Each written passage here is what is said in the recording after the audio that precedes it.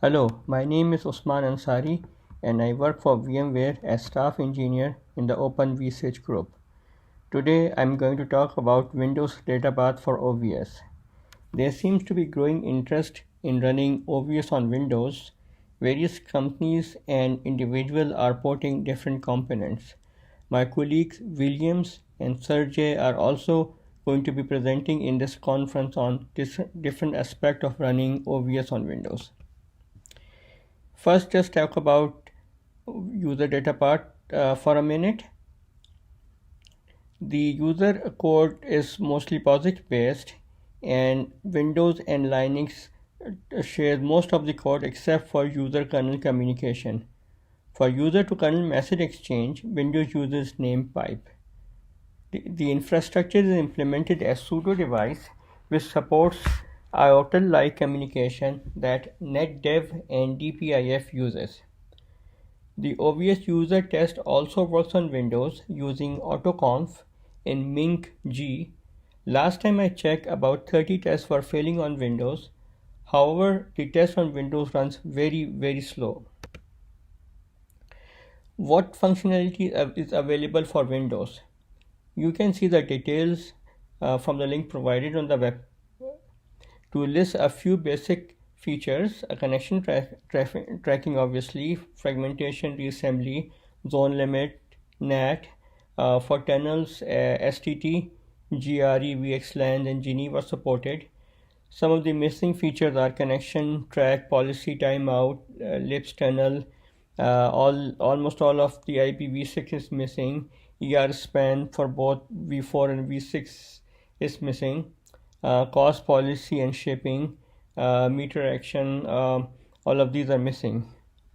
Only limited set of flow fields is modifiable by the set action command by the Hyper-V data path.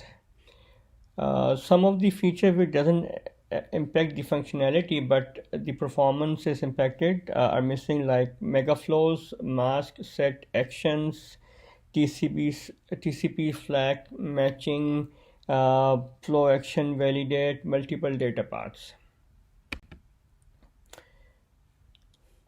The Windows OVS data path is implemented as Hyper-V switch extension as NDIS forwarding filtering driver. This is called child partition by Microsoft, and APIs are provided for integrating with virtual switch. Each VIF or physical NIC on Hyper-V extension switch is attached via port on both ingress and egress path of the switch. There is object identifier that is used for the addition of the ports. We will talk a little bit more about it in the later slide. The implementation of Windows data path is completely different on Windows. Obviously, the functionality is same, and the message exchange format between the user and the kernel space is same as well. So briefly, the packet from the virtual machine enters virtual switch ingress path and gets sent to OVS ext driver. OVS ext driver does the flow lookup, and if there's no match, this packet is sent to the user space. Flow gets added to the kernel and packet gets forwarded to NDIS stack. The data path for OVS on Linux is a kernel module and cannot be directly ported since there are significant differences in the architecture. Few to list are, for example, interfacing with the NDIS stack to hook into the NDIS callback for receiving and sending packets, using OIDs for notifying for a new switch or a new port. Event notifications are significantly different. There's a similar interface to the kernel module, which results in easy to read and maintain code. Also, there might be any licensing issues of using Linux kernel code directly. For building Windows kernel data path, Microsoft Visual C++ IDE is required. You can look at the flow diagram on the slide. This is taken directly from the OVS website.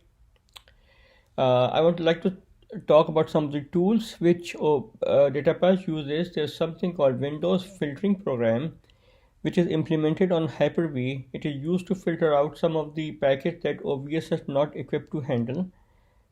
IP Helper, there's another tool called IP Helper, is a program available on Windows with a set of APIs to retrieve information related to the network configuration of the host machine. OVS uses this to get some of the information it needs.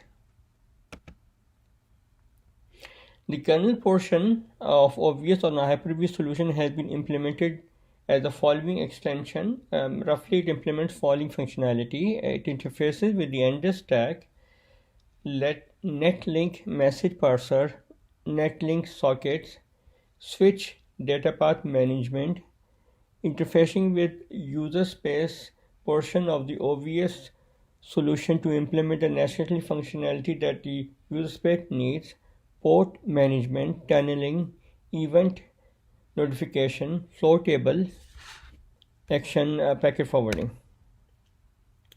When OVS switch extension registers itself as a filter driver, it registers callback for the switch port management. So when a port is created on Hyper-V root partition, the extension gets an activate callback, which is used to initialize the data structure necessary for OVS.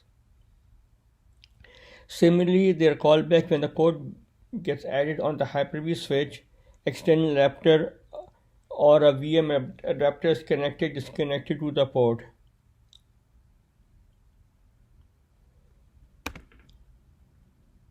I hope I have been able to generate enough interest for Open vSwitch on Windows, and I'm looking forward to some of the working on some of the features. Thank you.